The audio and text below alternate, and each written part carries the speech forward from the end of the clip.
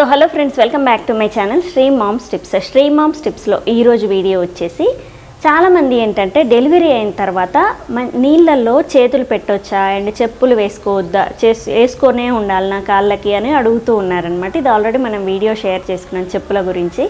So 3 months వరకు కొంచెం జాగ్రత్తగా ఉంటేనే మంచిదండి బాలింత. ఎందుకంటే దాని ప్రభావం అనేది ఇప్పుడు తెలియదు మీకు. ఇన్ ఫ్యూచర్లో ఒక 2-3 years తర్వాత మనకి బాగా చేతుల్లో తిమ్మిర్లు రావడం, ఈ తిమ్మిర్లు రావడం అనేది అయితే మాత్రం డెలివరీ అయినాక 1 month తర్వాత నుంచే చేతులు మొత్తం తిమ్మిర్లు వస్తూ ఉంటాయి అన్నమాట. సో ఖచ్చితంగా చల్లటి నీళ్ళలో ఎక్కువగా ఇప్పుడు వచ్చే సీజన్ వింటర్ సీజన్ కాబట్టి మీరు పొద్దున్నే చల్లటి నీళ్ళలో చేతులు పెట్టడం మంచిది కాదు. ఒక 3 months ఓపిక పట్టుకోండి. నార్మల్ అయినా సిజేరియన్ అయినా సరే కొంచెం పొద్దున్నే చల్లటి నీళ్ళల్లో అండ్ కాళ్ళు కూడా మాటికి తడుపుకోవడం ఇలాంటివి చేయొద్దు. ఎప్పుడు కూడా వేడి నీళ్ళతోనే ఏమన్నా పనులు గిన్నెలు అలాంటివి ఉంటే మాత్రం 3 months వరకు పనులు చేయకండి. దాని తర్వాత వాటర్తో చేసే పనులు అయితే మీరు చేయొద్దు. బట్టలైనా ఏవైనా సరే నీళ్ళల్లో ఎక్కువగా తడవకూడదు అనమాట. బాడీ అంతా పచ్చిగా ఉంటుంది. అందుకు ఒక 3 నెలలైనా మీరు జాగ్రత్తగా ఉంటే మంచిది.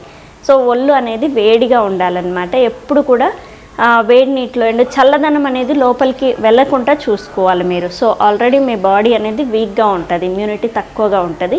సో ఈ చల్లదనం వచ్చేసరికి జ్వరము ఇలాంటివన్నీ వస్తూ ఉంటాయి. ఎప్పుడు చెవులో కాటన్ పెట్టుకొని అండ్ కాళ్ళకి చెప్పులు చల్లటి నీళ్ళలో ఎక్కువ తడవకుండా మ్యాక్సిమం వేడి నీళ్ళతోనే మీరు ఏదైనా పనులు చేసుకునేటట్టు ఉంటే చాలా మంచిది.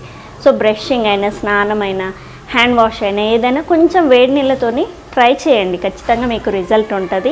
ఈ సీజన్ ఇలాంటిది. సమ్మర్ అయితే పర్వాలేదు, కానీ ఇప్పుడు వచ్చే సీజన్ చల్లదనంగా ఉంటుంది కాబట్టి నేను చెప్తున్నాను. సో ఖచ్చితంగా చల్లటి నీళ్ళలో చేయి పెట్టకూడదా అని అంటే ఆఫ్టర్ డెలివరీ 3 months వరకు పెట్టకుండా ఉంటేనే మీకు ఫ్యూచర్లో ఎలాంటి ఇలా తిమ్మిర్లు కానీ లేదంటే చల్లదనం మాటికి జ్వరం రావడం, ఇమ్యూనిటీ తగ్గడం ఇలాంటి ప్రాబ్లమ్స్ అన్నీ ఉండకుండా ఉంటాయి. సో ఖచ్చితంగా యూజ్ చేయండి. సో ఇంకా ఏమైనా డౌట్స్ ఉంటే నాకు కామెంట్ సెక్షన్లో మెన్షన్ చేయండి, నేను వీడియో అనేది షేర్ చేస్తాను. సో చూసారు కదా ఈరోజు వీడియో. ఆఫ్టర్ డెలివరీ చల్లటి నీటిలో ఎన్ని రోజుల వరకు చేయి పెట్టకూడదు అనే దాని గురించి ఈరోజు టాపిక్. సో రేపటి వీడియోలో ఇంకొక మంచి టాపిక్తో మేము ముందుకు వస్తాను. Thank you. Please subscribe my channel Sri moms tips. Thank you.